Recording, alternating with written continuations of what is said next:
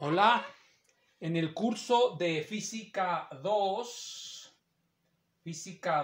que se imparte en la Universidad Autónoma de Zacatecas, el primer tema del plan de estudios se titula hidromecánica, que es la mecánica de los fluidos, de los objetos que pueden fluir, de las cosas que fluyen. Sin embargo, por algún motivo que escapa a mi comprensión, no se da un tema preliminar de elasticidad. Entonces vamos a comenzar a hablar de la hidromecánica, planteando el problema general de la elasticidad, que a final de cuentas los fluidos son un cierto tipo de sólidos que tienen una respuesta ante la acción de fuerzas. Entonces nuestro análisis va a ser causal. Análisis causal, y causal significa que nosotros vamos a colocar una fuerza que se aplica sobre un cuerpo y vamos a encontrar cuál es la respuesta del cuerpo.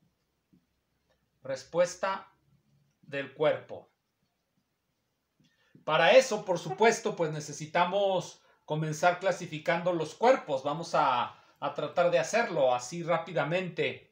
Los cuerpos los podemos dividir, después de haber visto la mecánica del punto, de la masa puntual, los podemos dividir, número 1, en cuerpos rígidos.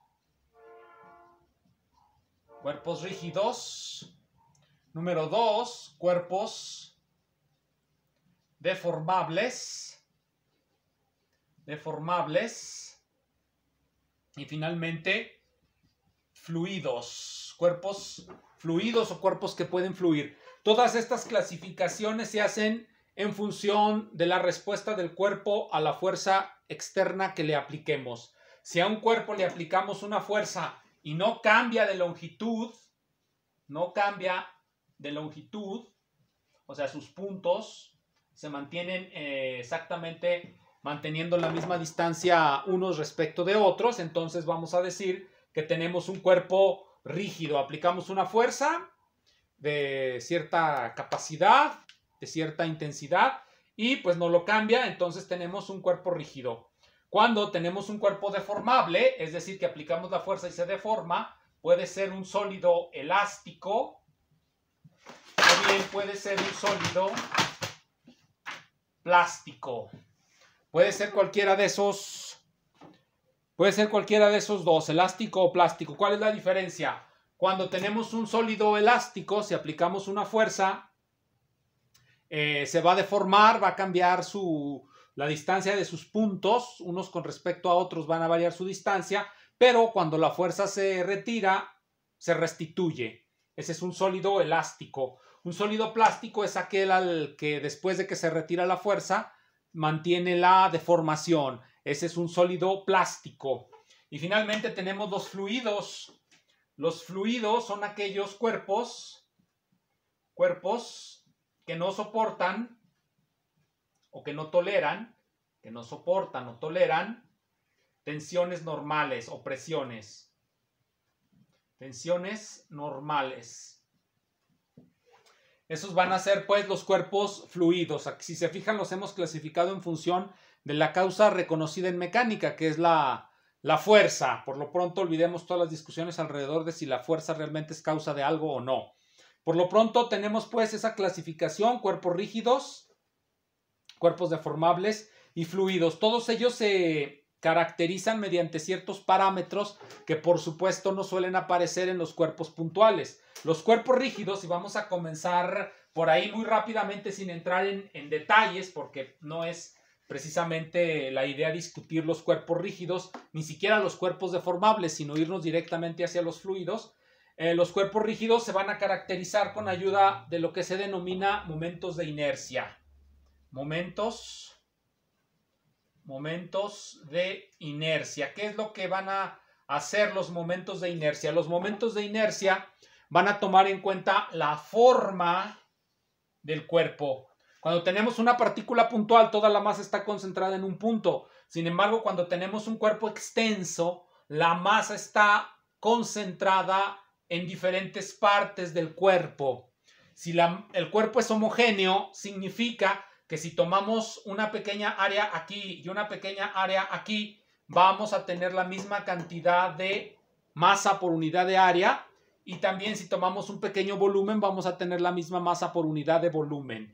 Si por algún motivo el cuerpo tiene la masa distribuida de manera inhomogénea, entonces cuando nosotros calculamos el parámetro de masa, nos vamos a dar cuenta que la masa está más concentrada en una cierta región que en otra. Esto nos lleva a definir una idea muy interesante, la idea de densidad. Densidad. Le vamos a poner comúnmente la letra ρ y vamos a definir la densidad de masa, por ejemplo, que es de la que estuvimos hablando, como masa por unidad de volumen. ¿Cómo debemos entender esta idea de densidad? Bueno, volvamos a nuestro cuerpo de forma arbitraria, tiene un volumen. Este cuerpo, vamos a suponer que estamos en 2 dimensiones para que se vea más fácil. En 2 dimensiones partimos el cuerpo en cuadritos. Cada cuadrito va a medir, cada cuadrito de estos, esta longitud es la unidad de longitud. Que puede ser, si es el sistema MKS, puede ser el metro, que es muy grande en ocasiones. Si es un cuerpo muy pequeño, pues el metro es una unidad muy grande. Puede ser también el centímetro o el milímetro. En el sistema MKS utilizaríamos el metro. Entonces estos cuadritos serían diámetro, o si son cuerpos muy pequeños, podemos utilizar centímetros. Pero lo fundamental es que dividimos el cuerpo en pequeños rectángulos y vemos cuál es la concentración de masa que tenga ese pequeño rectángulo. Va a tener una cierta concentración de masa. Si es homogéneo, en cada uno de los cuadritos va a tener la misma concentración de masa. Si es inhomogéneo, en algunos va a tener más masa que en otros. Eso significará que su momento de inercia va a estar sesgado hacia la parte en la que tenga más masa. Entonces, esa es la idea de densidad.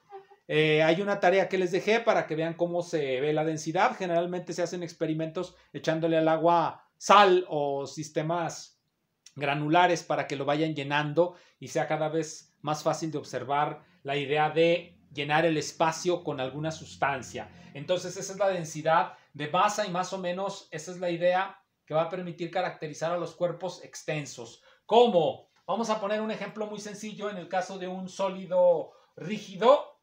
En caso de un sólido rígido, nosotros tenemos la energía cinética, pues se escribe la misma fórmula, 1/2 de la masa por la velocidad al cuadrado, pero en la medida en que la masa no está concentrada en un punto, admite ser descompuesta y multiplicamos volumen por densidad por velocidad al cuadrado. Se parecen el volumen y la masa, los símbolos los hago casi igual, entonces voy a usar la velocidad así. Velocidad al cuadrado y el volumen lo voy a poner así, volumen, para que se note la diferencia. Entonces, como pueden ver, aquí ya entra la forma del cuerpo. Si es una esfera, se coloca el volumen de la esfera. Si es un cilindro, se coloca el volumen del cilindro. De esta manera es como estamos considerando la forma cuando vemos o utilizamos ya un cuerpo extenso. Esto no aparecía cuando era un cuerpo puntual. Y la densidad nos va a dar evidentemente la distribución sobre todo el volumen o geométrico del cuerpo. La densidad también se puede hacer por superficie o por longitud. Entonces, es así como tomamos en cuenta el hecho de que el cuerpo sea un cuerpo en el espacio, un cuerpo en el plano o un cuerpo sobre la línea. Por ejemplo, las ligas, los hilos, pues su densidad va a ser no por unidad de volumen. Si los consideramos como longitudes puras, como unidimensionales, pues entonces sería aquí la longitud. Si las consideramos los hilos como pequeños cilindritos, pues sería el volumen. Entonces, ya dependiendo de la figura geométrica del cuerpo y de la idealización y abstracción que hagamos, es como vamos a utilizar la idea de densidad. Bien, esto sería con respecto a los cuerpos rígidos. No hay variación en su distancia o longitud. Ahora vamos a analizar el caso más interesante, que son Cuerpos deformables. Para analizar los cuerpos deformables debemos tener en cuenta dos cosas. Vamos a hablar de cuerpos que están distribuidos en el espacio de esta manera y se van a someter a fuerzas, Por ejemplo, no va a ser solamente un vector, sino que va a ser un campo de vectores los que van a estar actuando sobre cada uno de los puntos del cuerpo. Recordemos que la longitud del vector nos dice su intensidad, y si utilizamos un sistema de referencia cartesiano, si colocáramos aquí un sistema de referencia cartesiano, podríamos definir con respecto a este eje, el eje X, podemos definir un ángulo y la dirección del vector. Por lo pronto lo dejamos simplemente a nivel cualitativo. La primera idea que se debe comprender es que tenemos un cuerpo extenso que tiene área y tenemos no un vector como generalmente se ve en el caso de las partículas puntuales, que es un punto sobre el que cae uno o dos o tres vectores. Aquí no cae uno o dos o tres, cae un continuo, un campo de vectores que sobre cada punto del cuerpo, un cuerpo extenso, un cuerpo continuo, un cuerpo que no tiene huequitos, en cada uno de sus puntos vamos a tener un vector. Entonces nosotros podemos definir la fuerza por unidad de área. Y eso es lo que vamos a hacer. Vamos a utilizar una definición de fuerza por unidad de área y vamos a introducir lo que se denomina en lugar de fuerza los esfuerzos. Y va a haber dos tipos de esfuerzos, los esfuerzos normales y los esfuerzos tangenciales. Vamos a ver cómo se introducen ese tipo de esfuerzos. Responden a una descomposición. Miren, vamos a tener otra vez aquí el cuerpo. Vamos a suponer, solamente para ejemplificar, que cae un solo vector. Obviamente ya dije que son muchos. Vamos a suponer que tenemos aquí el sistema de referencia. Queremos hacer lo que se denomina una descomposición de este vector. Entonces, pues obviamente, si es en el plano, si tenemos una figura plana, solamente vamos a tener dos componentes que van a estar así. Esta es la fuerza F, este es su componente F de Y y este es su componente F de X. Entonces nosotros vamos a descomponer la fuerza en las componentes que son normales, vamos a decirlo así, esta va a ser la normal y esta va a ser la tangencial. Bien, una vez que tenemos la idea, nos vamos a el espacio. Vamos a suponer que tenemos un cubo. Por simplicidad puede tener cualquier forma, ya dijimos, simplemente para que me salgan bonitas las figuritas, porque si no me salen muy feas. Entonces nosotros echamos aquí un vector y nos damos cuenta que en este punto lo podemos descomponer a lo largo de un plano, este plano, que es el plano tangente, y a lo largo de este eje, que es el eje normal. Entonces esta fuerza se va a dividir en la fuerza normal, aquí vector normal, esta fuerza de aquí, vector, y acá pues tenemos un plano, el plano tangente. Entonces esta fuerza puede estar descompuesta en este plano de cualquier manera y a este le vamos a llamar la fuerza tangente. Bien, entonces ya tenemos las ideas básicas. Cuando una fuerza cae sobre un vector, va a generar o bien una presión hacia arriba, una compresión, lo vamos a apachurrar así si las fuerzas son así, o lo vamos a expander si las fuerzas son así. El ejemplo típico es un globo. Ustedes lo inflan. Si tienen un globo, evidentemente todas las fuerzas, el aire que le meten, genera fuerzas que lo van expandiendo y son fuerzas normales a la superficie del globo.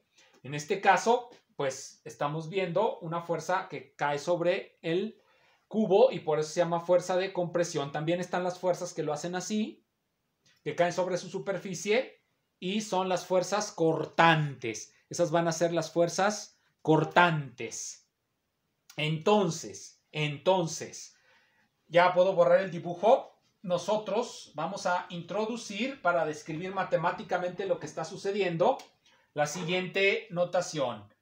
Vamos a introducir lo que se llama un campo vectorial que actúa sobre las coordenadas espaciales y que a cada punto del espacio le asigna un vector. ¿De qué manera se lo va a asignar? Bueno, ya vimos la descomposición, le va a asignar un vector normal más un vector tangencial. En cada punto del cuerpo vamos a tener siempre una fuerza de compresión o de estiramiento y vamos a tener una fuerza de cortante o de cizalladura. Entonces, vamos a poder definir lo que se denominan los esfuerzos. Voy a borrar esto y lo voy a escribir simplemente aquí. Vamos a definir lo que se va a llamar el esfuerzo normal, que va a ser con ayuda de la magnitud de la fuerza normal sobre el área en la que cae. Por lo tanto, el esfuerzo normal no es otra cosa que fuerza por unidad de área. Fuerza por unidad de área. Estamos, como quien dice, contando el número de vectores que caen sobre el área del cuerpo. Estamos, como quien dice, haciendo eso, contando esos vectores. Y vamos a definir también la fuerza o esfuerzo tangencial con ayuda de la componente tangencial, también divididos por unidad de área. Entonces son sus unidades, las unidades en el MKS son obviamente Newton sobre metro cuadrado, porque estamos en el sistema MKS. Entonces esas serían las unidades y estos serían los esfuerzos. Cuando nosotros queremos caracterizar un fluido, el fluido ideal, la primera y más alta idealización del fluido es suponer que los esfuerzos tangenciales en el fluido no existen. No fluye en ese sentido el fluido así. No raspa sobre sí mismo, es completamente ideal. El fluido no tiene viscosidad. Que no tenga viscosidad el fluido, es decir, si concebimos el fluido como constituido por un montón de planos de este estilo, cuando fluye un plano sobre otro. Entonces eso genera una fricción, obviamente una fricción tangencial, y genera la idea de viscosidad. Cuando estamos en un fluido ideal sin viscosidad, esto no existe cuando fluye. Cuando está en reposo, obviamente no hay fricción entre sus partes porque está en reposo. Solamente va a estar sometido a esfuerzos normales. Ahora bien, para que esté en reposo es necesario que esté contenido el fluido, porque si no se contiene, pues obviamente va a fluir. Cuando se le aplique el esfuerzo normal, el fluido fluye. Por lo tanto, si nosotros queremos tener un fluido estático, necesitamos colocarlo en un recipiente. Si nosotros queremos tener un fluido estático, pues tenemos que colocarlo en algún recipiente para que no fluya. Obviamente, si nosotros le colocamos ahora sí una fuerza normal, pues el fluido, si es incompresible, pues no se va a comprimir, pero tampoco se va a desparramar, va a empezar a presionar los lados. Pero como tenemos esta constricción, podemos mantenerlo en reposo dentro de un recipiente. Si quitamos el recipiente, pues ya no va a tolerar las fuerzas normales y va a empezar a fluir. Y es ahí de donde viene la definición de fluido que di al principio, que dice que no tolera esfuerzos normales. Los esfuerzos normales lo van a hacer fluir de un lado a otro. Bien, entonces, cuando nosotros vemos un fluido en reposo, antes de llegar al fluido en reposo, hay que concluir con la idea de los cuerpos deformables. Pues ya tenemos dos formas de caracterizarlo, que van a ser lo que se llama el esfuerzo normal y lo que se llama el esfuerzo tangencial. Cualquier resultado de un estado de tensión, le vamos a llamar un estado de tensión cuando estamos aplicando fuerza sobre el cuerpo. El cuerpo, cuando está en un estado de tensión, se deforma, llega a una posición en la cual esas fuerzas llegan al equilibrio y el cuerpo adquiere una forma completamente deformada. Si retiramos las fuerzas, el sólido puede, si es elástico, volver a su posición original, o si es plástico, pues sencillamente se va a quedar ahí. La idea de plasticidad y elasticidad es una idea que admite diferentes grados no son ideas absolutas sino relativas. Puede haber cierta plasticidad en todos los cuerpos y cierta elasticidad en todos y cada uno de ellos. Bajo ciertas condiciones, si ustedes agarran una hoja de papel y la doblan, si la doblan de cierta manera, va a tener un comportamiento elástico. Si la doblan con más fuerza, va a tener un comportamiento plástico. Eso es a lo que se refiere cuando se dice que son grados. Nos vemos en la siguiente. Gracias.